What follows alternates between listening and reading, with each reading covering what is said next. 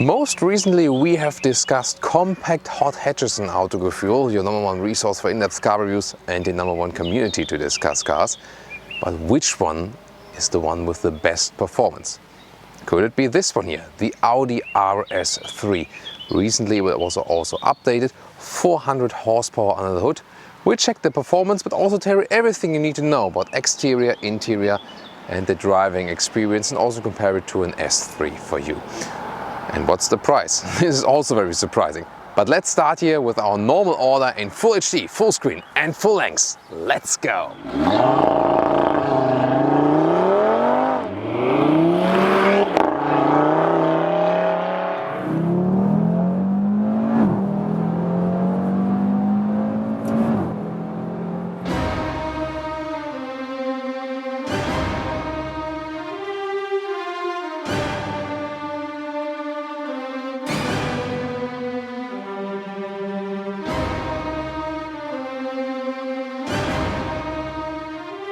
What a massive front. You can optionally get those LED headlamps. You can also see the interesting light, daytime running light signature.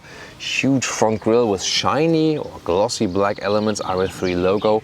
And then the so-called quattro blade in the lower part already tells us this is a fundamental difference. Not only the engine, soon more info to that, is a fundamental difference to 90% of all other compact hot hatches.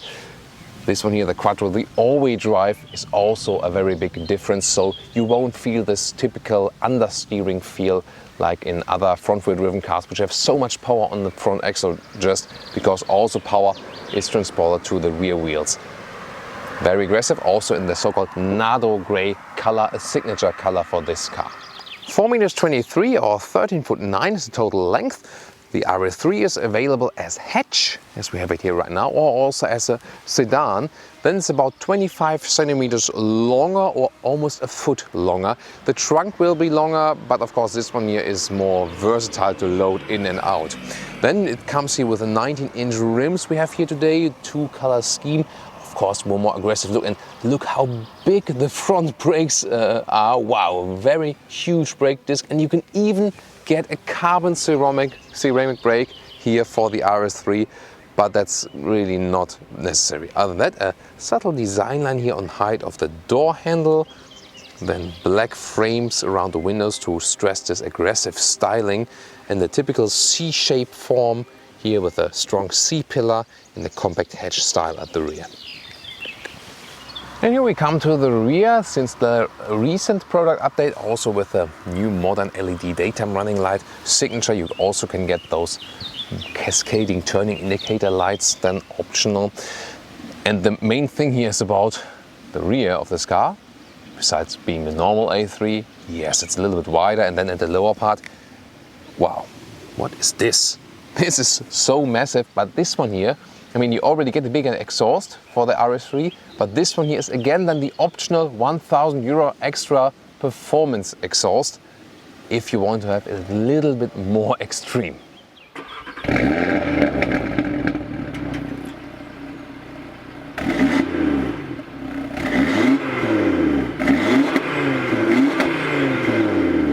Wow, what's on the hood here? And if you want to spend another 300 euros, then you get this carbon fiber red contrast cover for the engine for show off, and they can also count basically 1, 2, 3, 4, 5 cylinders also visually displayed. So 2.5 liter displacement, 5 cylinders, 400 horsepower and 4.1 seconds to 100 kilometers or 62 miles an hour.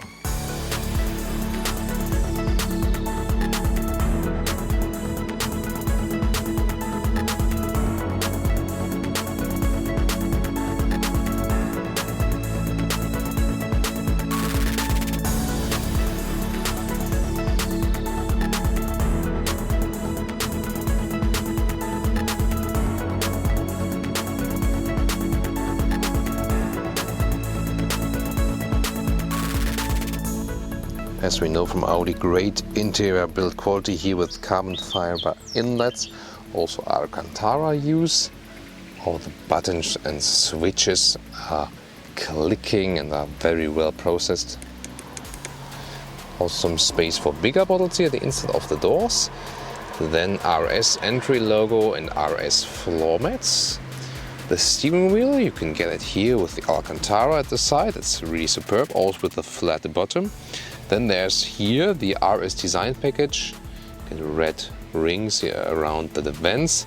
Then you have normal sport seats with a separate head restraint, would be right there. And those ones are the super sport seats with integrated head restraint. They look sportier.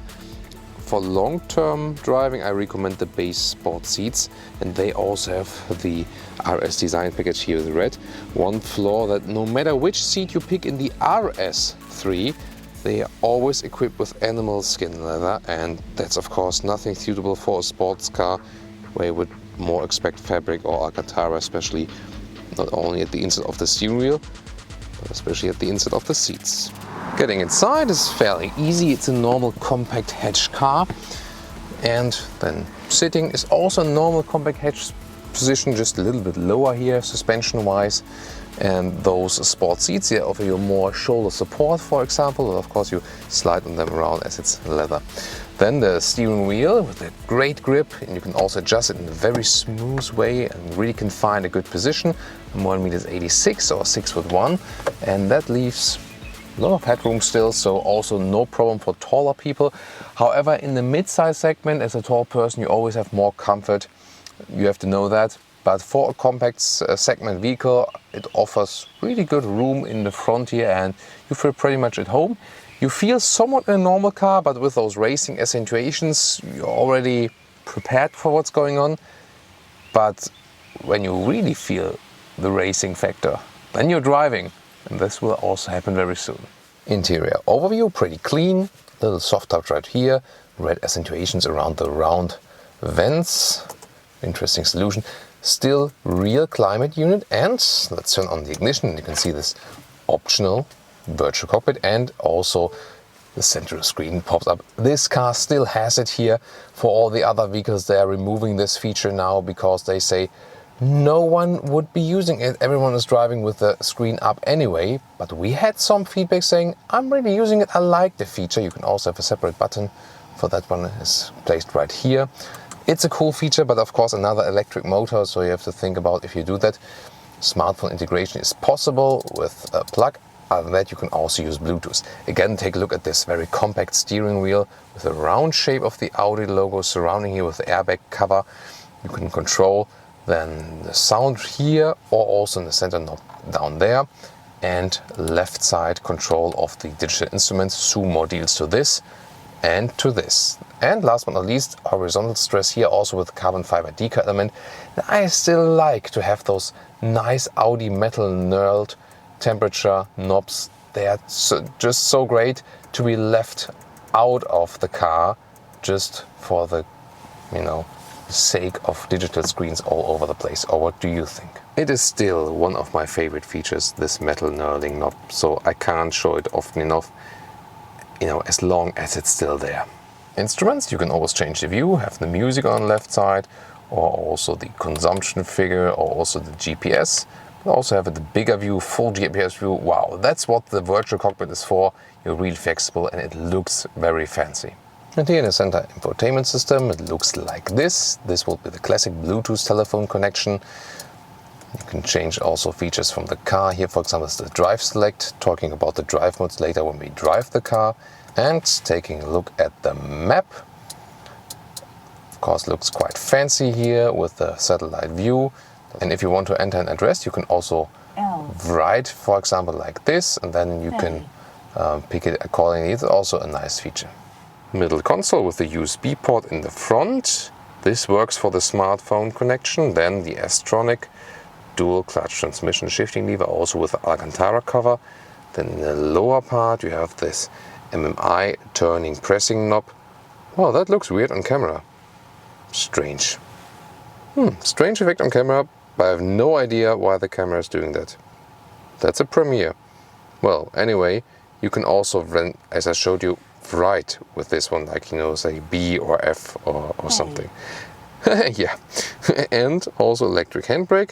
And last but not least, we have the armrest here, which is very fixedly attached, great build quality. And then you can put your smartphone right there, either with inductive charging Or you can have also the connection here to the smartphone interface with this USB port, so both work for those. And always a nice feature is the frameless rear mirror. I just like it. It's subtle and elegant. And when you get in the rear seats, well, those sport seats are pretty thick, so they don't leave too much legroom. You will have a little bit more legroom if you go with the normal sport seats. Here I can squeeze myself in, but I could not really sit here legroom wise. Headroom does exactly fit, but it's not really a comfortable situation here, mainly due to those very wide sport seats in every respect. Again, this is another disadvantage of those. Other than that, you also have the same nice design with the red contour stitches here from the RS design package. But again, if you want to spend another 1,000 euros for this car, then you go with this design package. Isofix on the outer seats. Then you can flip the seats from here, 1/3, 2/3 split, like this. We'll soon take a look at how that one looks like from the trunk. And there's also an armrest available with cup holders, foldable, and a 12-watt power supply, which you could, for example, equip with those adapters which go 12 volt to USB. And that's the hatch and the opening trunk here. Still size cabin trolley fits in like this, as you can see, or also upright. Then you can put up the lower part. Sound system is hidden right there, and this part here, pretty interesting, holds it up. That's an interesting idea here with the optional sound system. Quite nice sound. And you can actually reach over and then have this ski hatch, or the classic 1/3, 2/3 split is also available, of course, but in this case it's more like this. So 3 possibilities like this, and then you can actually very well use it. It's an advantage of a compact hatch if you compare it to the sedan. The sedan is longer in the trunk, but you cannot load it as easily as this one. Of course, you can also remove the top cover.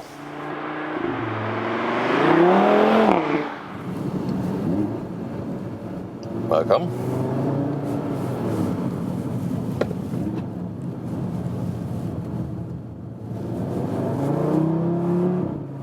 This is Thomas's racing driving lounge for today with the driving part. Wow. What a handling here in those hairpin corners. This is also one of the big advantages of those compact hatches. Rather short wheelbase, great handling, and you feel super much in control. We have that with a lot of the hot hatches. This one here, of course, a very, very special one. To talk about the driving modes, we will be heading out to the motorway. We will really crush it, basically, really hammer the throttle, tell you everything you need to know about this car in driving. And well, the basic car, of course, feels like a normal A3. Then you have this sport suspension, which is in this case here really stiff. As soon as the road is getting a little rougher, you do feel that. You also want that from a rather racing-oriented car. This is also a difference to the S3. The S3 still has a better compromise for the everyday driving life. This one here is really set on this racing theme. However, in the recent update here now in this vehicle, it is better than before. So they have smoothed it a little bit out, that when you're in the auto mode, you're a little bit safer, basically a little bit smoother than before. You can still go to the dynamic mode. And I can change it in 2 different ways. First of all, this S-tronic here, the dual clutch transmission, I can put it to the S shifting mode, and everything of the car remains in normal mode. Just the gear is put in a different way. So I'm in the lower gear now, for example now 3rd gear, and the gears are turned up higher, shifting up later, shifting down earlier again. And I can also use the shifting pedals here. Also have those performance gauges here mounted at the moment. Very well see the digital display. And I also have the performance exhaust, really, really big. And you also hear those plops on the interior, especially when you're shifting up. Shifting slowing down again, a little bit of throttle, plop. I repeat it again just without me saying plop, that you can really hear the actual thing. So pretty impressive for sure. And you hold the right pedal to go to the auto mode again, or just use the shifting stick or gear lever, automatic gear lever. So, and you also have the drive select, pressing here in the middle console, and then you can also go from comfort, but also to this so-called dynamic mode. And then the S shifting is automatically set in place. The steering gives a little bit more feedback, but it's still very light to control, but super progressive. Look at that here. Wow. This is super handling, no tilting at all. And you see how the car directly reacts on my commands. And this is really what this car is all about. You're really one with the vehicle without being a special sports car layout. I think space-wise and stuff, it's still the same than in a normal A3, and there you can also use it in that way around. Just pay attention, you don't damage those precious alloys, of course. That could be a problem. Also, the Alcantara grip here on the steering wheel is superb. I said earlier, especially for racy driving, BMW i3, very nice. We would of course appreciate some Alcantara seats as well, because in those leather seats you slide around a little bit, although they could give you good side support here with the integrated shoulder support and the head restraint and stuff. I told you something about the seats earlier there. Now in the long-term comfort, they're quite okay, but I feel that the normal sport seats, that they will be better on the long-term comfort. Those ones here will be better on the racetrack. However, it also depends then on each statue. So when I'm passing another building here, for example, I go back to the D mode, keeping the exhaust a little more silent. And then as soon as you reach an area which is less crowded, then you can, for example, put to the S mode again and then let it fly. So it's good to be flexible, and also suspension-wise. In dynamic mode, it's stiffer. For example, now those transverse bumps, you heard them. But of course, you can also get better feedback in the auto mode or comfort mode. Suspension is a little bit softer. I can also have a lighter steering control here, so it's easy to park in and out. So you can adjust that. Consumption, by the way, will be pretty high. When you just have motorway cruise control, you can score as low as 9 liters, 100 kilometers. But usually when you take something more into account, it will rather trend towards 10 or 11 liters on 100 kilometers. It's of course too much, and you see sometimes the bigger engines consume less fuel than the low-tuned ones, but in this case here, rather more. And of course, in this case, we want to know more about the acceleration. Wow. So this is direct response, and there's also an advantage if you compare it to a 4-cylinder. This one here, the 5-cylinder engine, and also more displacement. You feel that you have more displacement. It's more sovereign than the usual compact hatch setup that you have right there, with those other vehicles. Let's see here, some street work. So now we get to a proper acceleration. Launch control would also be possible, by the way, if I just stop the car completely. But it's always a little bit more dangerous. It's better when I'm already rolling. See here, but I'm trying to slow down, show you all the way of the acceleration, that we have free entry to the motorway. So from let's let those guys pass then, and then I'll go on. So now from 30.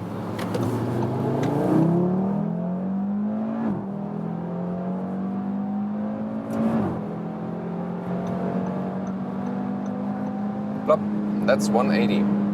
Wow.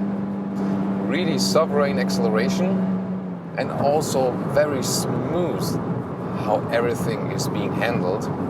So that's pretty convincing. And of course, a difference to a normal just front wheel drive,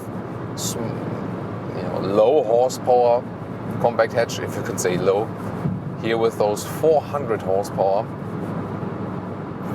4 seconds or 4.1 seconds to 100 kilometers or 62 miles an hour.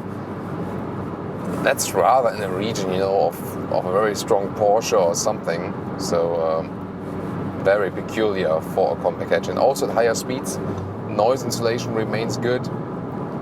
Really stable on the road here. For example, lane change at 130. There's nothing for the vehicle, nothing. So super stable, super sovereign.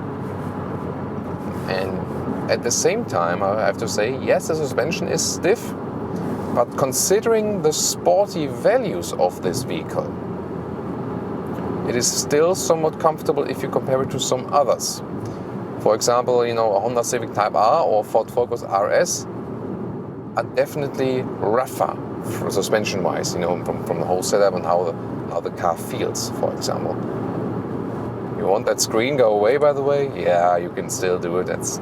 That's cool. I mean, sometimes when driving, maybe you want just a clear view to the front. Pretty cool effect when it's going up again. So, because we're now getting to the tunnel, just lower the right window a little bit. You can hear more from the sound then, actually.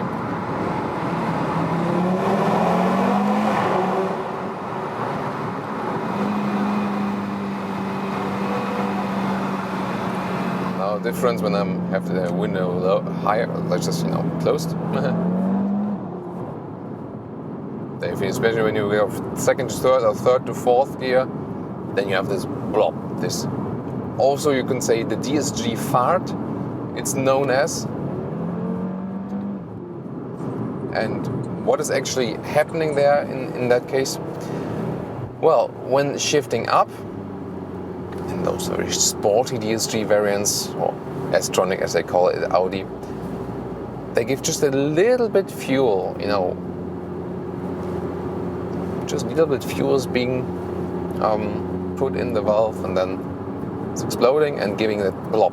So it's not really adding much to the consumption or something, but you have this special sound effect then, and some like it, some don't. What do you think? So I think I can agree that this is really the hottest hatch, probably with the best performance. It is totally racetrack suitable, no question. If you ask for a vehicle to do everything and for your everyday driving life, and we like that one while watching, I think I would rather give you the advice to go for the Audi S3, because that is more comfortable and also is a better price performance deal, if you can speak about price performance at Audi at all. Performance, yes, but price, no. I mean, this one here, with all the stuff put inside, then at least 60,000, at least, if not more, with all the extras put in. Wow, that's really something, Want to have some more performance? No problem. We go back the way again, and we'll hammer it once more. Enjoy the silence here for a moment, because that's actually possible. If you go back to the normal driving modes, you can have it relatively silent. That's quite okay. By the way, overview, it's the same like in the normal compact hatch, so you exactly know where you're at in the car, where everything is ending and stuff. Nice subtle turning indicator sound. Such a great progressive control with the steering. I think the steering is something they've managed best for sure here. Also, if you have the blind spot monitor, I can soon show you that. I'll stay on the right lane and then I let someone overtake me, which I'll probably soon catch again. So, this E-Class behind me surely wants to overtake me now. Come on. Do it. For the sake of the blind spot monitor, overtake me. Now there's a BMW coming. There we go. Yellow light. I still think it's a good thing. We have some discussions there. you know, with adjusting your mirrors properly, yes, of course, that's good, but I think it's always good as a, you know, additional safety equipment to have this blind spot monitor. So driving school in front of us now. Of course, I don't want to be a bad example and exceed the speed limit, so I won't do it in the tunnel here. But maybe I can wake the driving school up.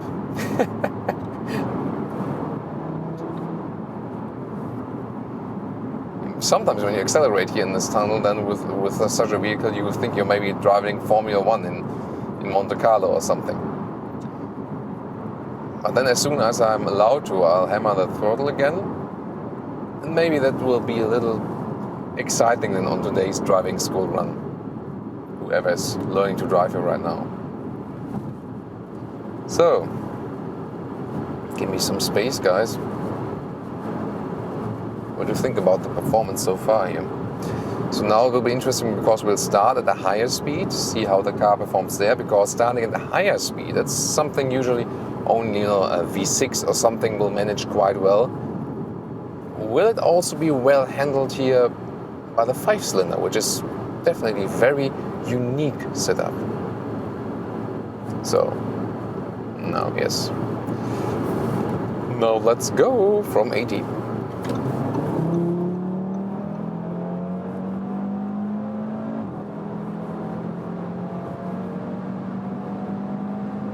That's 180 again. Wow. Such a sovereign acceleration, and indeed, so this one will probably succeed every other V6 on the road here next to me, if there was one. It's definitely a very unique setup, and yeah, you do feel difference to those 4-cylinder, or that just definitely. So you wouldn't miss a V6 here, not at all. Really, it's a really great engine. Of course, we can't talk about the consumption here anymore when we're doing so, you know, those acceleration runs. But even if you just do it in a normal city comparison and drive it a little bit here and there, it still will be too high. 150, just changing the lanes, remains so stable, really cool. Good, wow, Oi. Good, great braking power. Now setting cruise control. And yes, it's a normal cruise control which is just mounted in this car, and on the one hand I'm happy when not every extra is clicked on test vehicles we have, but then again, if you pay 60, 70, 80,000 euros here in the compact segment, I think it shouldn't be a question of ticking extras. The car should have everything for that price that is on the list. Or what do you think? Also an adaptive cruise control. Well, you know, also when you have put the cruise control here to about 100, it's still a very, how can I say, confirming ride. You know, it's not a vehicle like a Honda Civic Type R, which tells you, race me, race me, race me, race me. The sound tells something about that, but you can also drive it in a rather relaxed manner.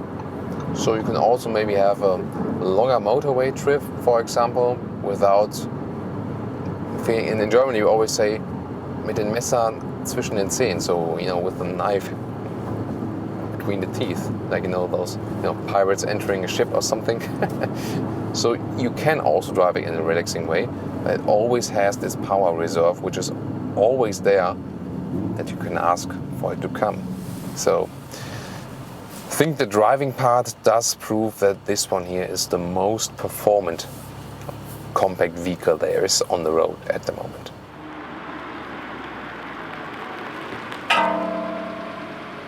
And now to our conclusion for today with the Audi RS3. Well, it is the best performance in this segment.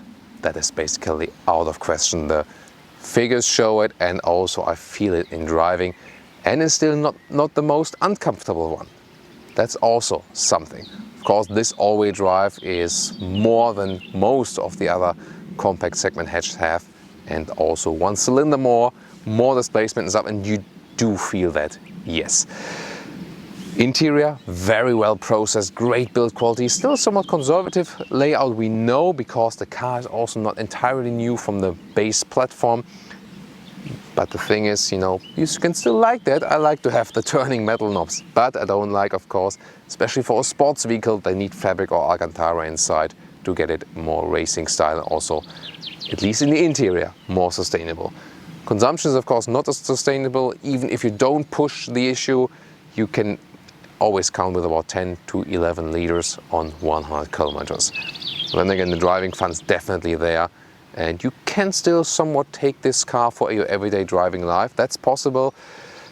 But of course, thinking about a more attractive price, I would still tend to recommend the S3 for a realistic pick, because not so many people will be able to afford more than 55,000 as a base. And I mean, with some features inside, this very vehicle here today, 70,000 euros. And hey, you can almost get a Mercedes A-Class, a new one for that.